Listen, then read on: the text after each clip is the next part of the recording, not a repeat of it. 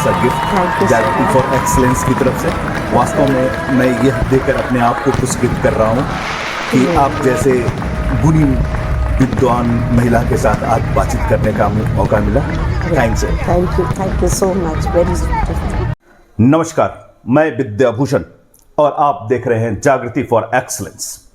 आज हम एक ऐसी पुस्तक की चर्चा करने जा रहे हैं जो केवल कहानी ही नहीं, स्त्री चेतना की आवाज को आपके सामने लाने का सफल प्रयास करती है। यह पुस्तक हमें उन स्त्रियों से मिलवाएगी जिन्हें आपने प्राचीन काल से देखते तो आए हैं लेकिन सुना नहीं है अभी तक। एक ऐसी कथा जो अनछुई रह चुकी है, आज इन सारी चीजों को लेकर आ रही हैं हमारे इस सीरीज में श्रीमती कल्याणी सरदेसाई जी। मैम, आपका बहुत बहुत स्वागत। आपने अपना बहुमूल्य समय निकाला। इन्होंने रामायण की ऐसी कथाओं को अपने इस पुस्तक में डाला है जिन महिलाओं पर को देखा तो गया लेकिन सुना और समझा लगभग नहीं गया है। मैम का एक ऐसा विशाल व्यक्तित्व है जो न केवल सरस्वती बल्कि दुर्गा की भी पुजारी हैं। इनका बैकग्राउंड विद्वता के साथ साथ डिफेंस से भी जुड़ा हुआ है। मैम, दो शब्द अपने बारे में बताएंगे? जी, सादा सा परिचय है मेरा नाम कल्याणी चंदोरकर सरदेसाई है। मेरे पिताजी फौज में थे। मेरे ससुर जी भी फाइटर पायलट रह चुके हैं, वीर चक्र भी थे। तो बचपन हमारा आर्मी कैंटोनमेंट्स में गुजरा, तो वहाँ से किताबों का बड़ा शौक़ वहाँ से शुरू हुआ। मैं जैसे जैसे बड़ी होती गई मुझे और कहानियों से मैं जुड़ती गई और सामाजिक प्रश्नों से भी जुड़ती गई, तो इसीलिए मैंने पत्रकारिता में प्रवेश किया। मैं कई साल पत्रकार रह चुकी हूँ। उसके बाद मैं पिछले 6-7 सालों से किताबें भी लिख रही हूँ।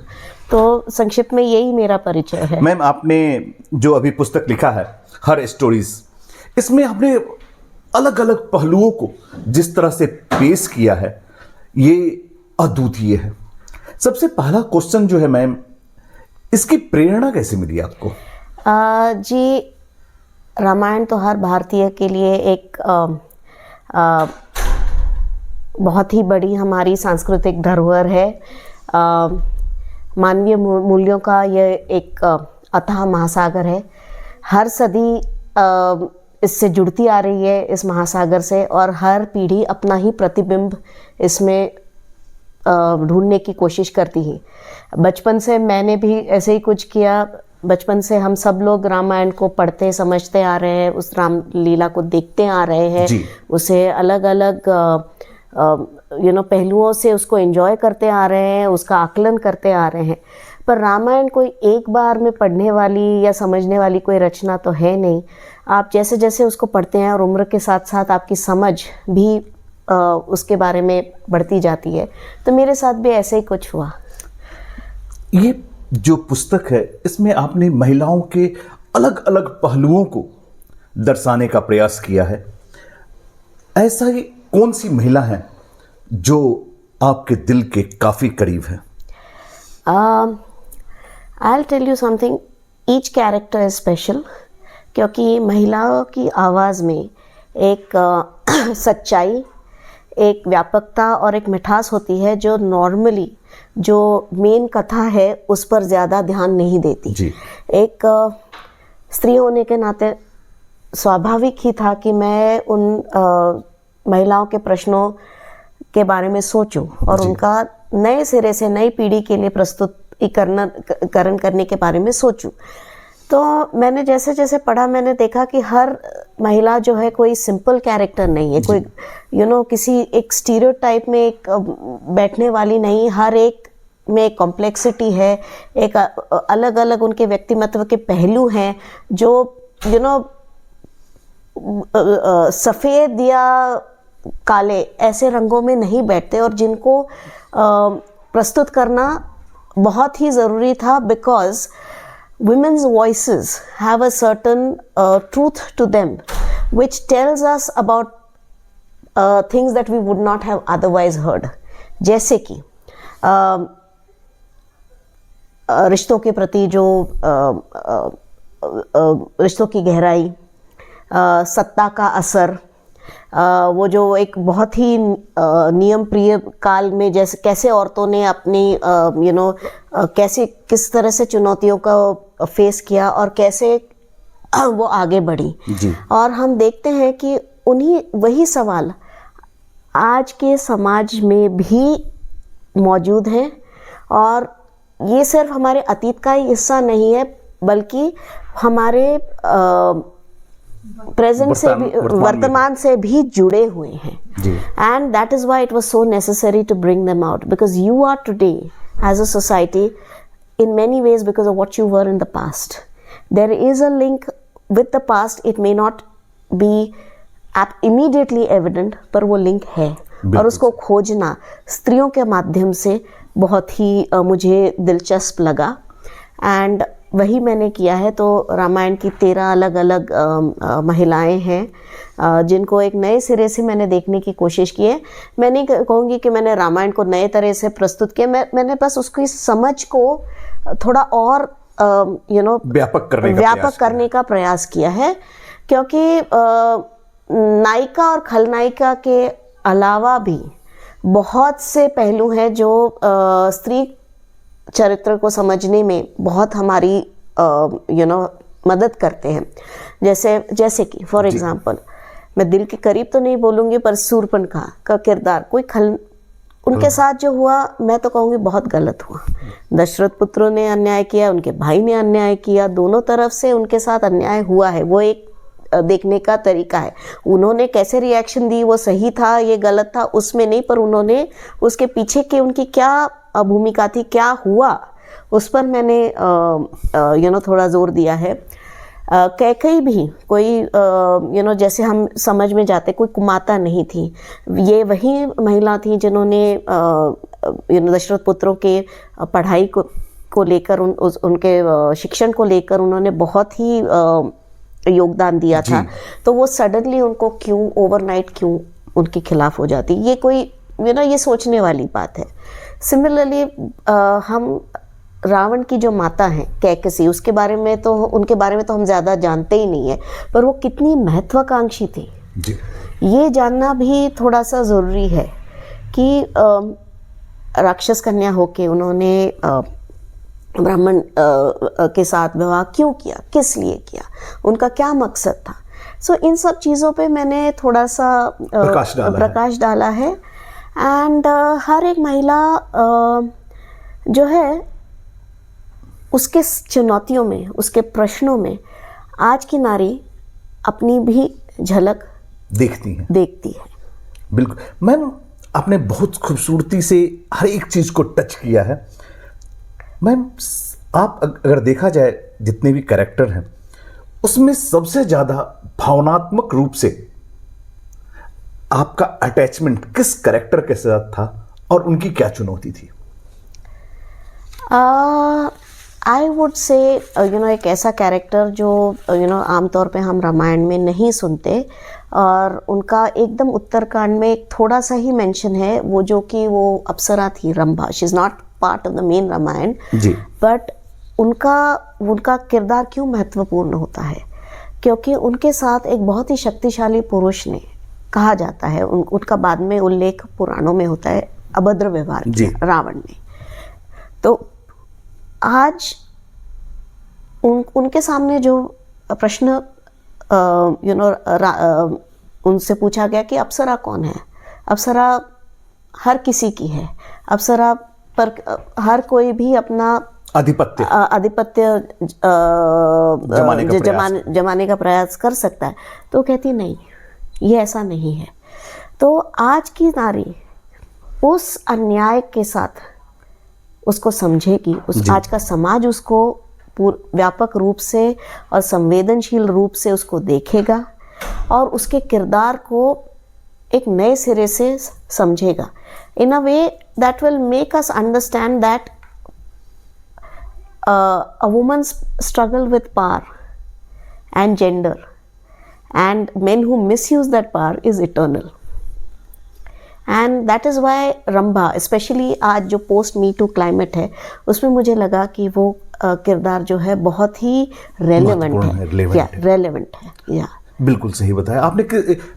इस पुस्तक को जब मैं देख रहा था तो मैंने देखा कि हर एक पहलू को आपने बड़ी गंभीरता के साथ और काफी बैकग्राउंड के साथ टच किया है, और कहीं ना कहीं प्रत्येक कैरेक्टर में आप अपने आप को घुसाया है, डाला है और उसको जिया है। उसके बाद उस भावनाओं को लेकर आपने शब्दों का प्रयोग किया है।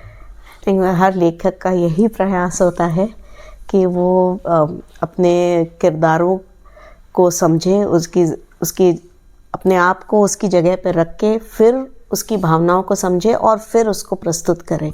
So if you think that way, thank you so much. अगर देखा जाए तो यह पुस्तक जो है हर स्टोरीज जो आपकी पुस्तक है, ये आपकी शायद 8वीं पुस्तक है जी। तो इस पुस्तक को पढ़ने के लिए मैंने तो देखा है, पढ़ा है, काफी अच्छा है। आप दर्शकों को क्या बोलना चाहेंगे जी, ये पुस्तक क्यों पढ़नी चाहिए? सबसे पहले मैं आपको दिखा दूं, मैम की ये 8वीं पुस्तक है। अद्भुत, अद्वितीय, अविश्वसनीय यह पुस्तक न केवल वुमेन एम्पावरमेंट की बातचीत करता है, बल्कि महिलाओं की वह सारी छुपी हुई शक्तियों का जिक्र करता है जिसे हमने ग्रंथों में, इतिहासों में देखा तो जरूर लेकिन सुना नहीं। मैम ने उन सारी महिलाओं के शब्दों, मौन पीड़ा को अपने शब्दों से आपके सामने लाने का प्रयास किया है। Ma'am please. I would tell the reader कि जैसे रामायण हमारी सांस्कृतिक धरोहर है, तो हमारी सांस्कृतिक शक्ति भी है, और उसे समझना, उसे पढ़ना और उसे वक्त के साथ साथ उसको लुप्त बिल्कुल भी नहीं होने देना है। उसके साथ उसको और नए सिरे से उसको समझने का प्रयास करना चाहिए। एंड ऑब्वियसली आज के समय में देखेंगे तो महिलाओं को भी जैसे women hold up half the sky, and this is not something that is new to our culture. Women have always held up half the sky, and that is why ये जो book है Her Stories, it is important to show you how one half of society lived and went through her daily challenges. बिल्कुल सही ma'am. अगर आज की इस बदलती हुई परिस्थिति को देखा जाए, जिस तरह से ग्लोबल चेंजेस हो रहे हैं, लोग धीरे धीरे पुस्तकों से दूर होते जा रहे हैं, आप आने वाले बच्चों को क्या सजेशन देते हैं जो उन लोगों का किताब के प्रति रुचि बढ़े, खासकर इस तरह के पुस्तकों का?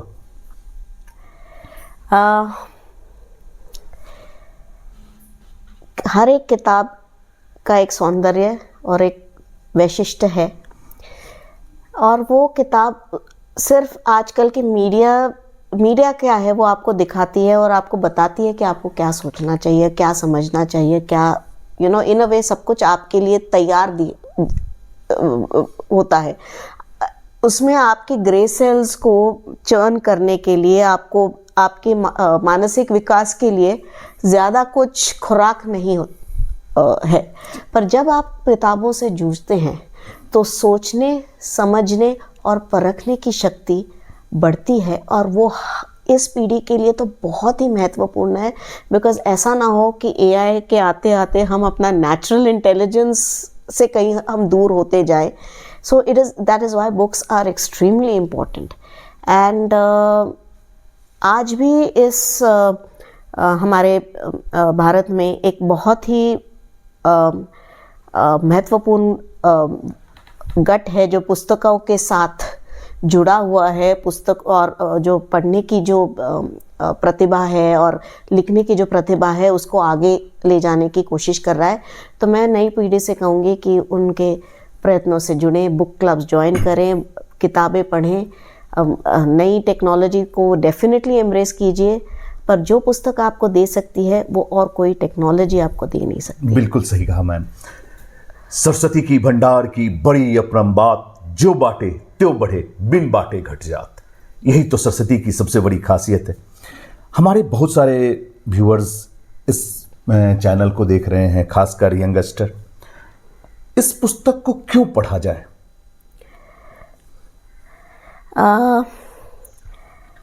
Like I said, women's voices show you a facet of history that you haven't dealt with before.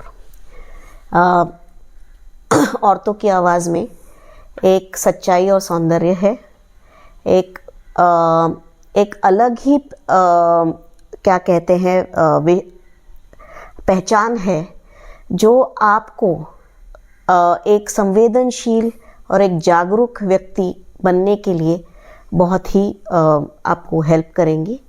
और क्योंकि जैसे मैंने कहा कि महिलाओं के जो प्रश्न जो हैं वो टाइमलेस हैं, वो किसी युग में सीमित नहीं है। उन्हीं सवालों के अलग अलग इन अ वे अवतार हर युग में आपको मिलेंगे। तो अपने वर्तमान को समझने के लिए अपने अतीत में जो महिलाओं के साथ जो व्यवहार हुआ है उसको भी समझना बहुत ज़रूरी है। बिल्कुल सही। रविन्द्रनाथ टैगोर ने कहा है, यदि आप इतिहास से सीखते नहीं तो इतिहास की पुनरावृत्ति होती है। मैम ने इन सारे पहलुओं को इसमें डालने का प्रयास किया है। आप सभी से विशेष अनुरोध है, इस पुस्तक को पढ़ें, जानें, समझें, क्योंकि यह एक पुस्तक ही नहीं, एक क्रांतिकारी आवाज है। जिस महिलाओं को केवल देखा गया लेकिन उनकी आवाज को सुना नहीं गया, उन सारे आवाज को मैम यहां पर लेकर आई हैं। मैम, आपका बहुत बहुत धन्यवाद। आपने अपना बहुमूल्य समय दिया और अतीत की छुपी हुई उन घटनाओं को सामने लाने का सफल प्रयास किया जो कहीं न कहीं कालखंड में या फिर कुछ ऐसे उपद्रवी तत्वों के कारण एक घनघोर अंधकार कोहरे में छा गया था। आज आपने उसे चमक के साथ सामने लाया। मुझे आशा ही नहीं, पूर्ण विश्वास है यह पुस्तक यह ग्लोबल लेवल पर बताने का प्रयास करेगी कि हमारी महिलाएं किस तरह से समृद्ध थी, न केवल सौंदर्य में बल्कि ज्ञान, विज्ञान, संस्कृति। और यही कारण है कि प्राचीन काल में हमारा भारत गुरु था। प्रत्येक लोग यहां शिक्षा लेने के लिए आते थे। जगत गुरु था, सोने की चिड़िया थी। क्यों? ड्यू टू दिस रीजन, क्योंकि कहा जाता है बच्चे की प्रथम गुरु मां होती है। जिसकी मां ही इतनी योग्य हो तो बच्चा कैसा होगा। इसी क्वेश्चन के साथ आपको छोड़कर जाता हूं कि इस पुस्तक को पढ़ें, समझें, जानें और भारत की अद्वितीय इतिहास को समझने का प्रयास करें। नमस्कार, धन्यवाद मैम, आपने बहुत बहुत थैंक यू सो